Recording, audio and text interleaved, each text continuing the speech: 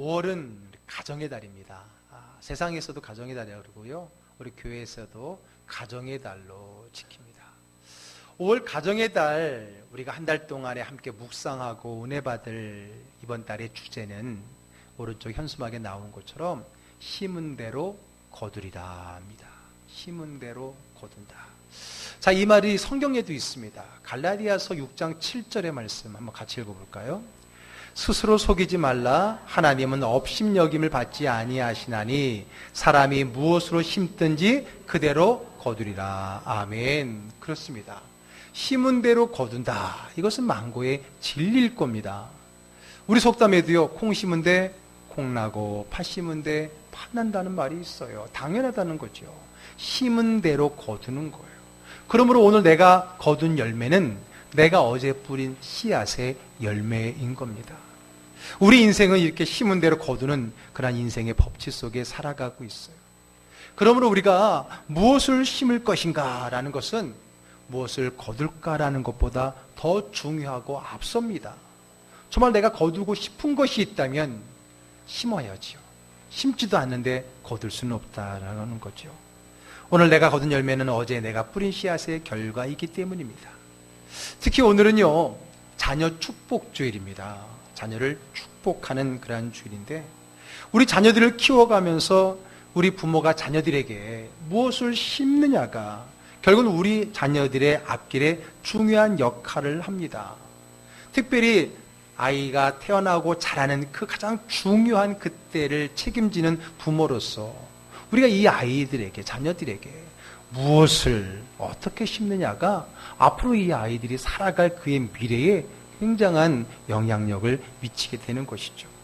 또 그리고 보면 오늘 지금 우리의 자녀들의 모습은 사실 우리가 이전에 우리가 자녀들에게 뿌렸던 그 씨앗의 열매이기도 할 거예요. 지금의 이 모습, 지금의 이 태도 다 똑같다는 거죠. 아니, 이게 어디 자녀뿐이겠습니까? 모든 가족 구성원들이 다 마찬가지예요. 아니, 모든 인간관계도요, 결국은 내가 그에게 뿌린 대로 그 열매가 내게 그 관계에서 다가오게 되는 겁니다.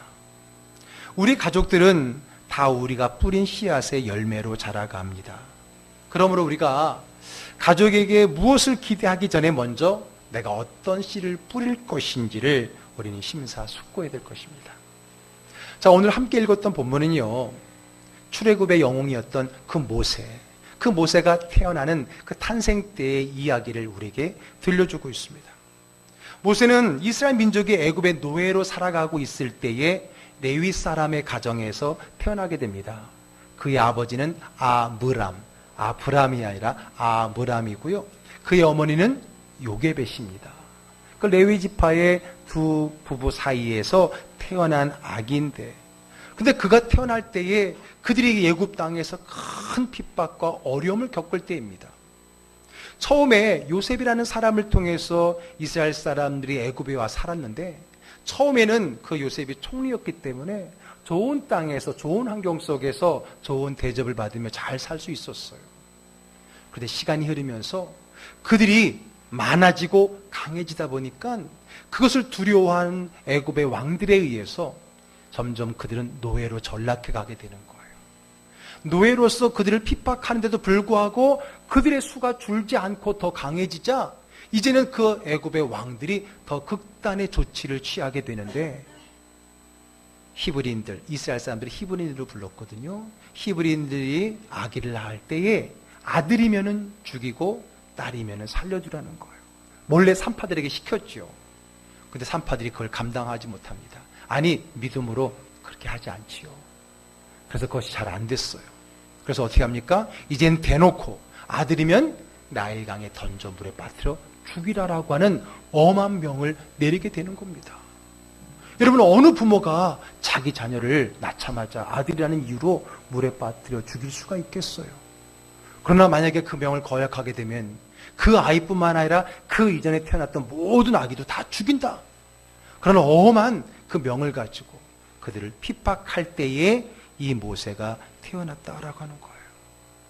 모세가 태어났어요. 다름 아닌 사내 아이로 태어났어요. 그 아이를 낳은 그 부모의 마음이 어땠을까요? 자녀를 낳은 그 마음은 기쁘고 즐겁고 행복해야 되는데 그 아이가 사내 아이다 보니 이제 물에 빠뜨려 죽게 된다라고 하는 그 현실 앞에서 그 낳은 핏덩어리 그 아들을 보고 얼마나 힘들고 얼마나 아프고 얼마나 두려워했겠냐는 거예요. 그래도 내가 죽으면 죽었지 이 아이를 죽일 수 없다. 그게 부모 마음 아니겠어요? 그래서 그 부모는 어떻게 했습니까? 자, 오늘 본문의 2절 읽어볼게요. 그 여자가 임신하여 아들을 낳으니 그가 잘생긴 것을 보고 석 달 동안 그를 숨겼으나 어떻게 했다고요? 숨겼어요. 잘생겼기 때문에 숨겼어요. 표현은 그렇지만 여러분, 그럼 못생기면 죽일 거예요? 아니잖아요. 아니, 부모 눈에 못생긴 자녀가 어디 있어요? 다 잘생겼죠. 근데 굳이 잘생겼다는 표현을 넣은 것 보니까 제가 그런 마음이 드는 거예요. 정말 이 아이를 어떻게든지 지키려고 하는 그 어머니의 그 핑계된 마음을 여기다 넣은 것이 아닌가. 자녀를 잃고 싶지 않은 그 부모의 마음이 어떻게든지 핑계를 대서라도 이 아이를 죽이지 않아야 된다는 마음이 잘생겼다는 말로 표현되었는지도 모릅니다. 어쨌든 그 아이를 몰래 키웠어요. 그러나 오래 키울 수가 없습니다. 그 갓난아기 울음소리가 새나가지 않게 하는 것도 어디 하루 이틀이죠. 그 아이가 또 발각되는 순간 아까도 말씀드렸죠. 이전에 있었던 그 누나, 형들도 다 죽인다라고 하는 그런 엄한 앞에서 더 이상 이 아이를 숨길 수 없는 그 상황까지 오게 되었던 겁니다. 결국 그 부모는 결심합니다. 어떻게 해요? 이 아이를 나일강에 던지기로요. 나일강에 죽이기로요? 아닙니다. 나일강에 던지기로요. 던지는 게 죽이는 게 아닙니까? 잘 들어보세요. 그냥 던지는 것이 아닙니다. 죽으라고 던지는 것이 아니라 살라고, 살 수 있도록 그 아이를 던지고 있어요. 어떻게 해요? 3절 읽어볼게요. 더 숨길 수 없게 되매 그를 위하여 갈대 상자를 가져다가 역청과 나무진을 칠하고 아기를 거기 담아 나일 강가 갈대 사이에 두고. 그냥 던지면 바로 빠져 죽잖아요. 갈대 상자를 만들고 행여나 물이 들어갈까 역청과 나무진으로 바르고 뚜껑을 덮어서 흘러가지 않게 갈대 사이 숲에 세워두었다 그랬죠. 요즘 우리 기독교에 많이 듣는 찬양 가운데 오늘 이 내용을 담은 찬양이 있지요. 요게벳의 노래. 요게벳이 누구예요? 모세의 엄마잖아요. 염평한 씨가 작곡을 하고 조찬미 씨가 부른 노래. 이름들이 다 은혜스럽죠. 염평한 씨가 작곡을 하고 조찬미 씨가 부른 요게벳의 노래. 영상과 함께 잠깐 들어볼까요?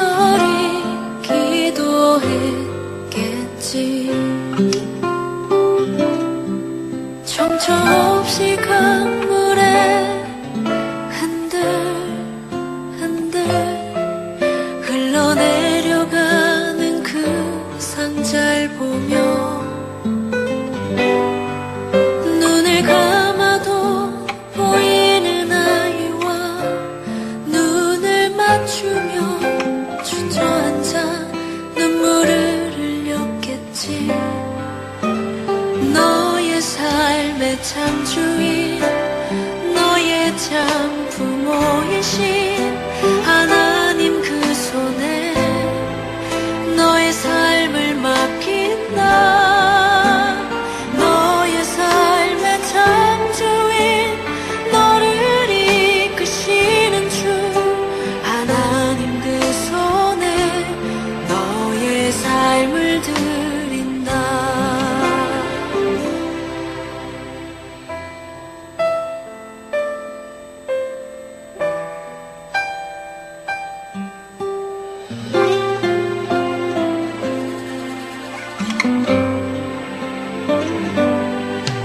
어떤 마음이었을까 그녀의 두 눈에 눈물이 흐르고 흘러 정처 없이 강물에 흔들흔들 흘러내려가는 그 상자를 보며 눈을 감아도 보이는 아이와 눈을 맞추며 주저앉아 눈물을 흘렸겠지. 너의 삶의 창조인 너의 참 부모이신 하나님 그 손에 너의 삶을 맡긴다. 너의 삶의 창조인 너를 이끄시는 주 하나님 그 손에 너의 삶을 드린다. 그가 널 구원하시리. 그가 널 이끄시리라. 그가 널 사용하시리. 그가 너를 인도하시리.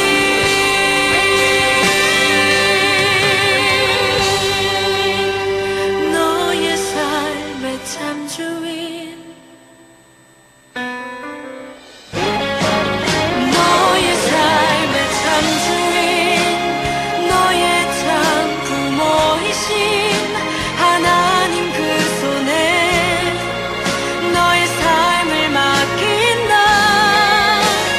너의 삶의 창조인 너를 이끄시는 주 하나님 그 손에 너의 삶을 드린다. 너의 삶의 창조인 너의 참 부모이신 하나님 그 손에 너의 삶을 맡긴다. 너의 삶의 창조인 너를 이끄시는 주 하나님 그 손에 너의 삶을 드린다. 어떤 마음이었을까 그녀의 두 눈에 눈물이 흐르고 흘러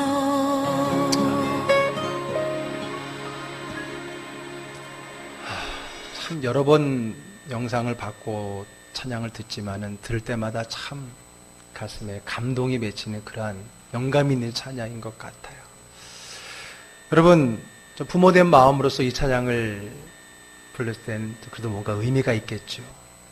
특별히 여러분 여기에 후렴부의 가사가 참 가슴에 와닿습니다. 너의 삶의 참 주인, 우리 자녀들의 삶의 참 주인, 참 부모이신 하나님, 그 손에 너의 삶을 맡긴다. 너의 삶의 참 주인, 너를 이끄시는 주, 하나님 그 손에 너의 삶을 드린다. 그랬어요. 여러분, 지금 이 모세 부모가 더 이상 키울 수 없게 돼서 이 아이를 버리고 있는 겁니까? 포기하고 있는 거예요? 아니요. 버리는 게 아니에요. 포기한 게 아니에요. 하나님께 맡긴 겁니다. 나일 강에 죽으라고 던지는 것이 아니라 살라고 던지고 있는 거예요. 더 나아가 하나님 손에 던지는 거예요. 하나님 손에 맡기는 것입니다. 여러분, 자녀를 버리는 부모는 없어요. 우리는 무의식 중에 버려진 아이 이야기하지만 자녀를 버리는 부모는 없어요. 자기가 키울 수 없기에 자기보다 더 잘 키울 수 있는 사람에게로, 가정에게로 맡기고 보내는 것이지 버려졌다는 말을 함부로 하면 안 되거든요. 여러분, 오늘 본문에 나를 키울 수 없지만, 나한테 있으면 이 아이는 죽을 수밖에 없지만은 그 아이를 하나님 손에 맡기는 거예요. 강물에 그냥 번진 게 아니에요. 우리 아이 삶의 참 주인이자 참 부모는 하나님이기 때문에 그 손에 맡기는 거예요. 우리 아이를 이끌어 가시는 분이 하나님이시기 때문에 그분의 손에 아이를 드리는 거예요. 이 엄청난 고백이 이 찬양 속에 들어가 있는 거예요. 오늘 이 아이를 나일강에 띄워보내는 이 부모의 마음, 하나님께 맡기는 이 마음이 오늘 부모님으로 이 자리에 앉아있는 저와 여러분의 마음이 되기를 주의 이름으로 축복합니다. 자녀들이 있다면 바로 우리 부모님이 그런 마음이라는 것을 깨달을 수 있기를 주의 이름으로 축복합니다. 자, 그러면 이 아이를 하나님 손에 맡기는 부모의 행위를 보자고요. 어떻게 해서 이가 어떤 방법으로 하나님께 맡겼는지를요. 자, 먼저 이 아이를 나일강에 그냥 놓으면 죽잖아요. 그러니까 어떻게 그 아이를 보호할 수 있는 장치를 마련하는데 무엇을 준비하죠? 상자를 준비합니다. 근데 그 상자가 뭘로 만든 상자냐면 갈대로 만든 상자, 갈대 상자예요. 여러분, 당시에 나일강 주변에는요, 파피루스라고 하는 갈대가 아주 많이 무성하게 자라고 있었어요. 여러분, 파피루스가 뭐냐면 아마 세계사 시간에 배웠을 수도 있어요. 우리 옛날에 종이가 없던 시절에는 이렇게 가죽에다가 양피지 이런 데다가 글을 쓰기도 했지만은 그 다음에 또 어떤 게 주로 많이 사용되냐면 이 갈대, 이 파피루스를 가지고 이렇게 말려가지고 펴갖고 풀을 먹이면 이게 여러 연결되면 종이가 돼요. 네, 제 방에도 이집트 가서 파피루스 이렇게 그림 그려진 걸 사온 적이 있는데 물론 좀 거칠기는 하지만 그거에다가 종이 역할을 했던 겁니다. 그래서 옛날에 성경의 오래된 사본들을 보게 되면 이렇게 파피루스에다가 성경 글이 써 있어서 이게 두루마리로 말려져 있는 성경 두루마리를 우리가 볼 수 있게 돼요. 그래서 여러분, 많은 이제 성경 해석학자들은 이 파피루스, 우리 기독교인들은 파피루스 하게 되면은 주로 하나님의 말씀, 성경으로 많이 연관을 시키거든요. 그래서 오늘 이 아이를 갈대로 만든 상자라고 했을 때 그 갈대 상자가 바로 그 하나님의 말씀의 보금자리라고 해석하는 것이 정통적인 해석 방법이었던 거예요. 자, 그런데 여러분, 이렇게 갈대 상자에 넣었으면 잠깐은 좋을지 모르지만은 그 틈으로 물이 들어와서 결국은 침수해 버리지 않겠습니까? 시간만 조금 벌 뿐이지 똑같아질 거예요. 그래서 그 틈을 메우기 위해서, 아니 물이 들어오지 않기 위해서 방수 처리를 하는데 어떻게 했다 그랬어요? 어떻게 했어요? 역청과 나무진을 발랐다 그랬어요. 역청은 잘 못 알아들을 거예요. 영어로는 타르라고 되어 있고 좀 쉬운 성경 같은 데는 차르기라고 되어 있는데, 근데 여러분 사전에서 역청을 찾아보면 아마 아스팔트하고 비슷한 단어로 나올 거예요. 그러니까 이게 천연으로 만들어진 탄화수소 화합물인 건데, 고체가 되면 보통 검은 아스팔트와 같은 거고 액체가 되면 그 석유 같은 것이 되는 거예요. 어쨌든 그게 끈적끈적한 것 때문에 어떤 서로 접착성이 있게 되어지고 또 물을 막는 그런 역할을 했던 겁니다. 거기에다가 또 나무진, 진액이라는 액을 발라서, 왜 그랬을까요? 물이 들어오지 못하도록. 방수 역할. 이 나일강의 물이 이 배를 잠기지 못하도록 만들었다라고 하는 것이죠. 근데 여러분, 이렇게 갈대 상자를 만들어서 물이 들어오지 않도록 역청을 바르는 이 장면, 이 말씀을 읽다 보니까 떠오르는 상황이 있어요. 그게 뭐예요? 아니, 이것을 만드는 그 부모의 마음도 동일한 깨달음, 생각나는 게 있었을 거예요. 뭐였을까요? 그게 바로 출애굽기 앞에 있는 창세기의 노아의 홍수입니다. 노아의 홍수 때 하나님께서 그 노아의 가정을 살리시고, 노아의 가정뿐만 아니라 그를 통해서 인류를 살려내시기 위해서 무엇을 지으라고 하시죠? 방주를 지으라고 합니다. 여러분, 이 방주는 바로 이 사각형 배인 거예요. 사각형 배인데, 이 방주, 창세기에 나오는 이 방주라는 단어와 오늘 여기에 출애굽기에 나오는 갈대 상자의 상자라는 단어가 똑같은 단어로 쓰였어요. 영어로는 on ark라고 써 있어서요, 이 네모난 괴짝과 같은 배를 얘기하는 겁니다. 사실 배가 아니죠. 그냥 떠 있을 뿐이지. 그래서 유선형이 아닙니다. 어느 방향을 향해 가는 배라면 유선형으로 물살을 가르도록 만들지만 이건 어느 방향으로 가는 게 아니에요. 괴짝과 같이 네모나게 가만히 떠 있는 거예요. 가만히 떠 있다는 의미가 뭐예요? 영적인 의미가 뭐예요? 하나님께 맡기는 거예요. 하나님께서 이끌어 가시는 방향이 그 배가 가는 방향이라는 거예요. 이게 방주의 의미고 그 방주의 의미를 담아서 지금 모세의 부모는 이 아기를 나일강에다가 작은 방주를 만들어서 그 안에 눕혀 놓았다라는 것을 볼 수가 있어요. 자, 창세기 6장 14절 한번 가볼게요. 한번 같이 읽어보겠습니다. 너는 고페르 나무로 너를 위하여 방주를 만들되 그 안에 칸들을 막고 역청을 그 안팎에 칠하라. 모세의 부모는 지금 이 물에서 생명을 살렸던 그 구약의 노아의 방주를 생각해낸 거예요. 이 아이를 위해서 이 나일 강물에서 살아날 수 있는 생명과 구원의 방주, 갈대 상자를 만들어 주었다라고 하는 것입니다. 이 방주는 뭐예요? 하나님께 맡기는 거예요. 하나님이 이끄시는 대로 흘러가는 배, 하나님이 선장이신 배라는 겁니다.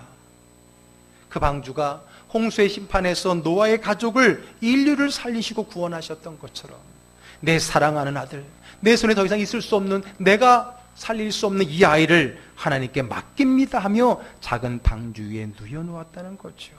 하나님이 이끌어 주시기를 기대한 것입니다. 그의 부모는 이 아이를 버린 게 아니에요. 던진 게 아니에요. 하나님 손에 맡긴 거예요. 나일강이라는 이 세상 풍조에서 하나님 말씀의 보호 아래 하나님의 인도하심을 받도록 조치를 취해낸 믿음의 부모의 지혜로운 행동이었던 것입니다. 또 여러분, 그냥 보낸 것이 아닙니다. 갈대 사이에 두었다 그랬잖아요. 그렇죠? 떠내려가지 않게 막 뒤집어질 수도 있고 또 나일강에 사는 그 짐승들이 먹이 될 수 있기 때문에 갈대 사이에, 물속에 잠겨있는 갈대 사이에 떠내려가지 않도록 놓고, 또 자기 그 누이를 그 엄마는 참아 볼 수가 없어서 누이로 하여금 멀찌감치 그 바구니를 계속 지켜보라고 했던 거죠. 결국 이 바구니는, 이 아이는 누구에게 발견되죠? 애굽 바로 왕의 딸 공주에게 발견이 됩니다. 한번 상상을 해보세요. 그 나일강에 이런 바구니가 하나였겠습니까? 여러분, 부모의 마음은 다 똑같은 거예요. 그 아들을 낳은 부모들이 쉽게 버릴 수가 있어요? 죽일 수가 있어요? 아마 어쩌면 이 방법은 그 당시에 그 히브리 엄마들의, 아들을 낳은 엄마들의 최후의 보루의 방법으로 똑같았을 거예요. 그런데 오늘 이 아이가 바로의 공주의 눈에 띄었어요. 그 많은 것 중에. 그리고 어떻게 됐어요? 하나님이 그 바로의 딸 공주의 마음을 움직이셨어요. 그 마음에 긍휼을 넣으신 거죠. 오늘 보면 6절 읽겠습니다. 열고 그 아기를 보니 아기가 우는지라 그가 그를 불쌍히 여겨 이르되 이는 히브리 사람의 아기로다. 이 아이가 어떤 아이인지, 어떻게 해서 여기 있는지 다 알아요. 왜? 그 날씨에 그 어떤 풍조였기 때문에. 그런데 그 아이에게 마음에 긍휼을 간 거 뭘까요? 불쌍히 여기는 마음은 누가 준 걸까요? 하나님이 주신 거예요. 그래서 결국은 이 애굽의 공주는 그 아기를 어떻게 해요? 키우기로, 우리말로 입양을 하는 거예요. 입양을 하는데 이 아기를 젖을 먹이기 위해서 유모가 필요한데 유모는 히브리인들에 널렸습니다. 왜? 자녀를 낳았지만은 나일강에 떠나보내는 엄마들이 얼마나 많았겠어요. 그때 그를 따라가고 있었던 그의 누이가 제가 잘 아는 유모가 있습니다 하고 유모를 소개시켜 주는데 그 유모가 누구예요? 바로 그 아기를 낳은 엄마 요게벳이잖아요. 이건 기적이고 반전이죠. 나일강에 죽을 수밖에 없는 그 아이를 떠나보냈는데 믿음으로 갈대 상자에 방주에 담아 보냈을 때 다시 내가 그 아이의 젖을 물릴 수 있는, 그것도 공식적으로 숨어서가 아니라 떳떳하게 왕궁의 호의 속에서 그 아이를, 내 아이를 양육할 수 있는 그 은혜를 입었던 것입니다. 버리지만 버린 게 아니었어요. 하나님께 맡기니까 하나님이 책임져 주셔서 내가 키우는 것보다 더 나은 모습으로 그 아이를 키워내고 있었다라고 하는 겁니다. 그래서 나중에 그 공주가 그 아이 이름을 모세라고 이름을 줬습니다. 자, 10절 읽어볼게요. 그 아기가 자라매 바로의 딸에게로 데려가니 그가 그의 아들이 되니라. 그가 그의 이름을 모세라 하여 이르되 이는 내가 그를 물에서 건져내었음이라 하더라. 모세는 건졌다는 거예요. 건졌다는 거예요. 왜 이 이름을 강조하고 있습니까? 모세를 누가 건졌어요? 공주가 건졌지만은 사실은 누가 건진 거예요? 하나님이 건지신 거예요. 내가 하나님께 맡겼을 때 하나님 외면하지 아니하시고 하나님이 건져내십니다. 하나님이 건져내시면 내가 키우는 것보다 더 잘 키워낼 줄로 분명히 믿습니다. 아멘. 그래요. 오늘의 모세의 부모는 아무것도 할 수 없을 때, 우리 자녀에게 아무것도 해줄 수 없을 때, 그럴 때 있잖아요, 여러분. 아이들이 아플 때라든지 부모가 발만 동동 구르지 대신 아파줄 수도 없고 아무것도 해줄 수도 없을 때, 여러분 아기들을 키울 때 간밤에 열이 나고 막 그래서 막 병원에 달려가도 아무것도 해줄 것도 없을 때 막 속상하고 막 자신의 그 연약함이 더 한스러울 때가 있었잖아요. 바로 그때 모세 부모가 한 게 있어요. 아니 모두가 그렇게 해야 돼요. 뭐예요? 하나님께 맡기는 거예요. 하나님께 맡기는 거예요. 그 자녀에게 이 말씀의 상자, 구원의 방지를 만들어서 세상의 강에 띄워 보내는 것입니다. 언제까지 우리가 움켜 키울 수 있어요? 언젠가는 이 세상이라는 나일강에 세속으로 물들려 있고 그 무한 경쟁 속에 서로 잡아먹으려고 하는 그 나일강, 우리 자녀들을 언젠가는 띄워보내야 돼요. 어떻게 띄워보내겠습니까? 어떤 방법으로 띄워보내겠습니까? 여러분의 자녀들을 어떤 방법에 씨를 뿌리며 준비하고 있느냐는 거예요. 조금 전에 들었던 요게벳의 노래 후렴처럼 너의 삶의 참주인, 너의 참 부모이신 하나님, 그 손에 너의 삶을 맡긴다는 거예요. 진정한 우리 자녀의 부모는 하나님이라는 믿음을 가지고 그 하나님 손에 맡기는 거예요.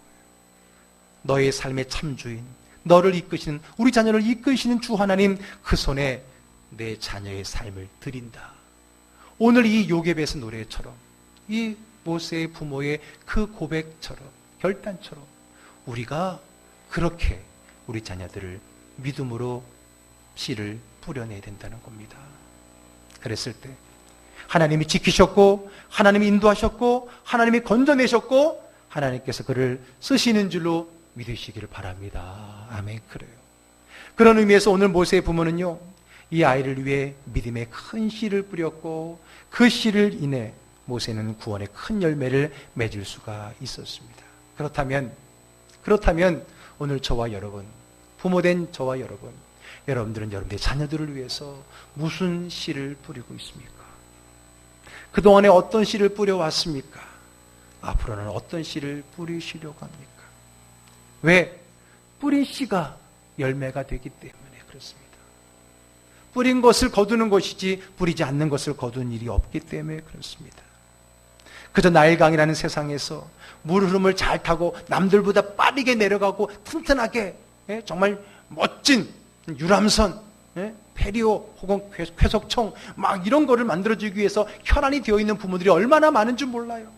다른 아이들보다 경쟁에서 이기게 하기 위해서 더 잘 먹이고 더 잘 입히고 더 좋게 가르치고 좋은 교육 환경 속에서 남들보다 그 경쟁에서 살아남도록 하기 위해서 우리 아이들이 그 나일강에 띄워보내는 그 배를 얼마나 멋지고 튼튼하고 얼마나 멋있게 배를 만들려고 노력하고 있는지 몰라요. 그러나 여러분, 오늘 이 부모는 그거에 비하면 너무나 초라한 갈대 상자의 아이를 띄웠습니다. 그러나 그것은 결코 작지 않았습니다. 그것은 하나님의 배여, 하나님이 지키고 하나님이 인도하시는 방주였기 때문에 그렇습니다.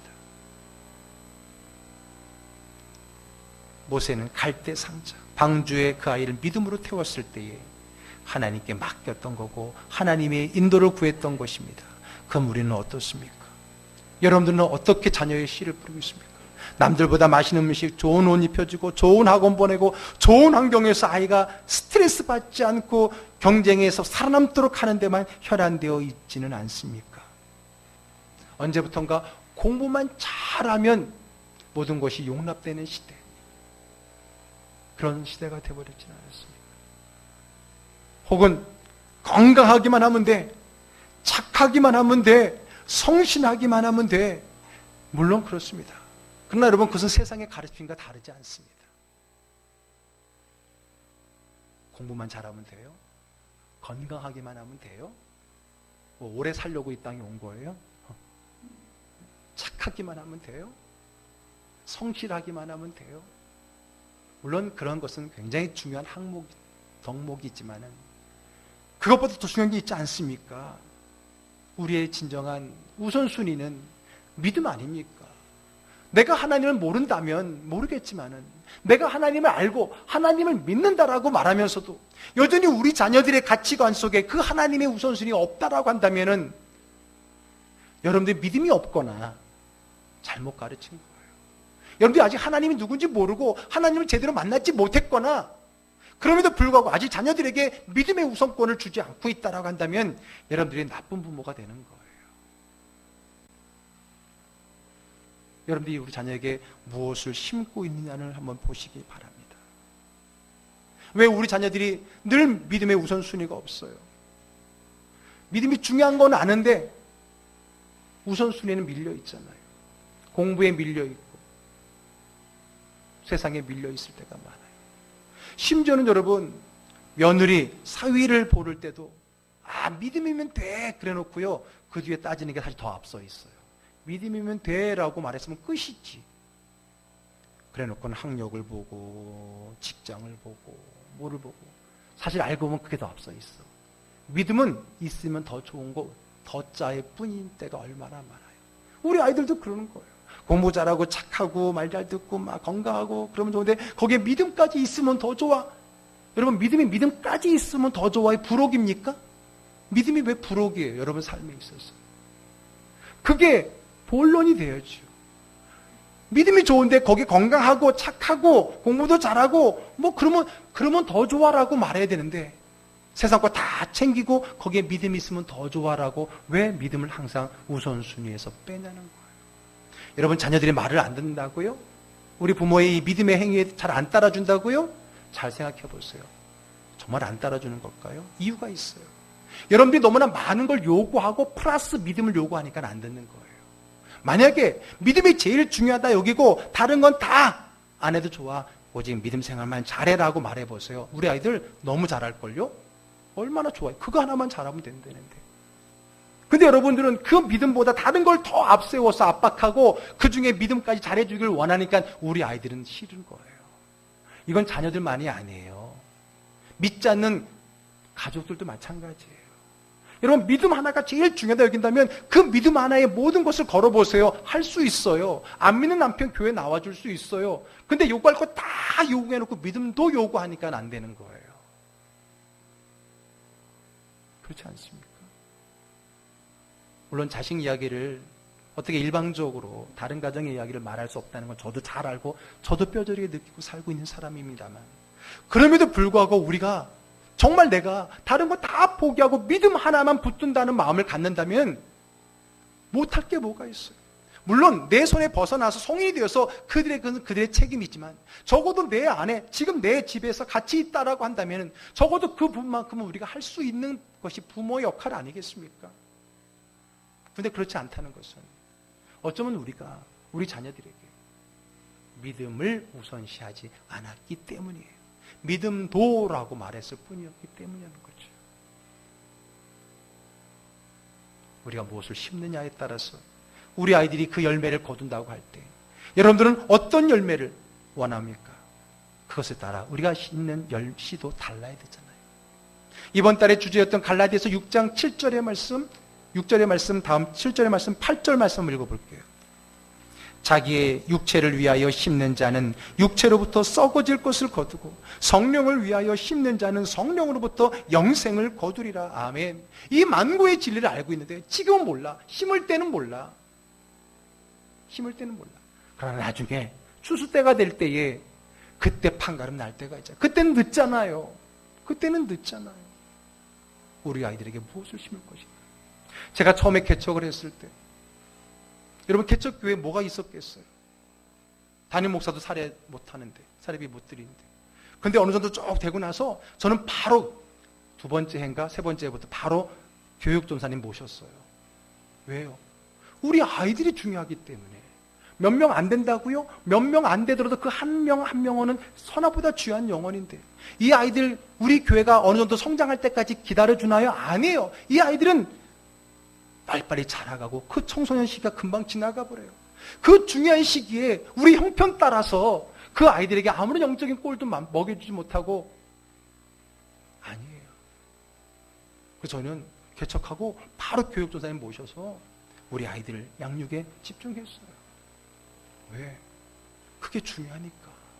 오늘 내 형편보다 중요하니까. 아니, 우리 형편 중에 가장 1순위는 그거 아니겠습니까? 이것이 우리가 무엇을 심느냐, 무엇을 심었느냐는 머지않아 열매로 나타나게 되는 겁니다. 우리 자녀들을 위해 오늘 이 아므람과 요게벳, 그 모세의 부모와 같은 그 믿음의 갈대 상자를 만들어서 하나님께 맡길 수 있는 여러분 되기를 주님 축복합니다. 그럼 갈대 상자가 뭘까요? 아까도 말했죠. 갈대는 말씀을 쓰는 파피루스 종이 역할을 했었다고요. 갈대 상자는 그런 면에서 본다면 말씀의 공간이에요. 예배의 공간이에요. 여러분, 우리 자녀들이 그 어떤 좋은 학원, 좋은 가르침의 자리에서 어떤 많은 책을 읽어주는 것도 중요하고 좋은 가르침 속에 있는 것도 중요하지만 우리 아이들이 예배, 말씀의 자리에 늘 있게 하기를 주의로 축복합니다. 그게 우리가 우리 자녀들에게 놓을 갈대 상자예요. 우리 아이들이 주일마다 와서 예배드리는 거 아무것도 아닌 것 같지만 그들이 하나님의 보호 아래, 말씀 안에서 그 아래에서 하나님의 안전한 그 갈대 상자 안에 있는 거죠. 조금 더 나아가 볼까요? 역청을 바르고 나무 진을 하라 그랬어요. 이게 뭘까요? 저는 이게 기도고 성령인 거예요. 성령은 기름이잖아요. 기도와 역청으로 틈이 생기지 않도록 우리 아이들의 이 세상의 풍조로부터 물의 영향을 받지 않도록 그 틈이 생기지 않도록 자녀를 위한 기도의 역청을 바르는 믿음의 부모님 되기를 주의 이름으로 축복합니다. 이건 부모님들에 대한 말씀만이 아닙니다. 여러분 자녀들이 있습니까? 여러분 부모와 자녀들이 우리가 함께 어디 신경을 써야 되냐? 여러분 이 나일강이라고 하는 이 험난한 바다 강에서 우리를 지켜줄 수 있는 것은 하나님의 인도고 그게 방주고 그게 갈대 상자인 거예요. 예배와 말씀의 공간 안에서 기도와 성령의 충만함으로써 그 공간의 자리를 지켜낼 때에 하나님이 그 아이를 이끌어 주시는 거예요. 그 아이를 지켜주시고 보호해 주시는 거예요. 하나님이 그 자녀를 쓰시는 줄로 믿으시기를 바랍니다. 아멘. 여러분들은 여러분 자녀를 위해 무슨 씨를 뿌리겠습니까? 이번 달 설교 제목이 좀 유치하죠. 여러분 어린아이들 동요에 씨앗이라는 노래가 있어요. 씨를 뿌리고 꼭꼭 물을 주었죠. 분위기가 왜 이래요? 유치원 안 다니셨나? 네? 우리 아기 키우는 엄마들은 알 거예요. 하룻밤, 이틀밤, 뾰로롱, 뾰로롱, 뾰로롱, 싹이 났어요. 그 찬양인가? 그 노래예요. 그 동요예요. 오늘 씨를 뿌리는 거예요. 여러분, 심은 대로 거두려는데 뿌린 게 없는데 뭘 거두겠어요? 이상한 것 뿌리면서 뭘 구하겠어요? 거두기 전에 내가 무엇을 뿌릴 것인지, 여러분 자녀들을 위해서 내가 무엇을 뿌려야 하는지 오늘 하루, 아니 이번 한 주간 우리 아이들 어린이니까 좋은 거 먹이고 막 그런데도 중요해요. 그것도 중요하지만은 내가 이 아이를 위해서 무엇을 뿌릴까? 그 뿌린 것은 오래 안 걸리더라고요. 금방금방 열매로 나타나는데 무엇을 뿌릴까? 자녀를 위한다고 하고, 여러분 자녀를 위해 걱정은 누구나 할 수 있어요. 자녀를 잘 되길 바라는 건 누구나 해요. 걱정하고 기대하고 바라는 거 그게 아니에요. 그것의 행위가 중요한 거죠.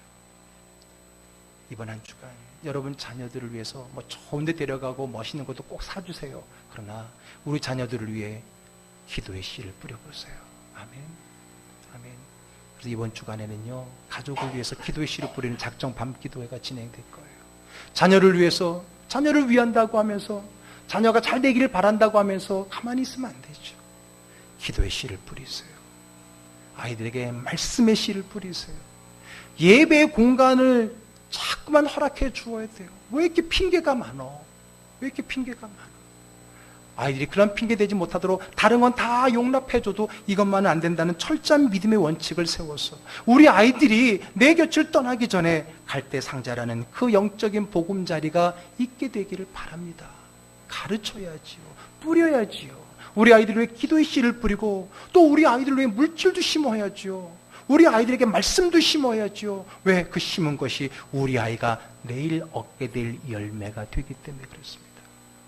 바라고 원하기는 오늘 모세의 부모처럼 진정 하나님께 맡기는 하나님께 그 믿음의 씨를 뿌려서 하나님이 쓰시는 위대한 믿음의 자녀로 세워가는 저와 여러분 되기를 주의 이름으로 축복합니다. 기도하겠습니다.